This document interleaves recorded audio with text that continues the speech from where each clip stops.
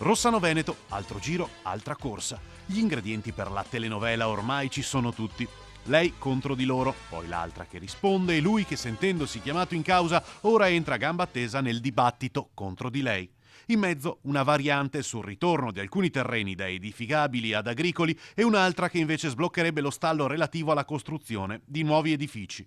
L'ultimo a intervenire in ordine di tempo è stato l'ex sindaco Trevisan. Quando ero io che governavo era colpa di Trevisan, adesso che Trevisan è all'opposizione è sempre colpa di Trevisan. E io mi chiedo, ma quando è che la colpa ce l'ha la Martini? Per me la colpa ce l'ha la Martini, che continua a insistere per 2 o 3 anni a governare senza avere i numeri per poterlo fare. Insomma, per Trevisan quelle delibere non andavano votate perché c'erano delle pesanti lacune. Io sono un consigliere di minoranza, io non conto niente, ho soltanto praticamente il compito di controllare che il sindaco che ha potere di governare un paese rispetti le norme, le regole e le leggi.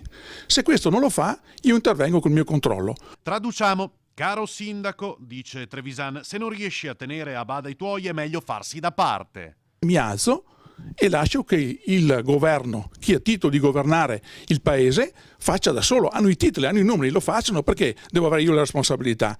E io ho governato il paese per tanto tempo, non mi è mai mancato il numero legale in consiglio comunale. Evidentemente Trevisan aveva il controllo del consiglio e aveva il controllo dei suoi uomini. Attendiamo ora la controreplica di Martini in una telenovela che dovrebbe finire lunedì, data in cui è stato fissato un nuovo consiglio comunale che forse sbloccherà la situazione.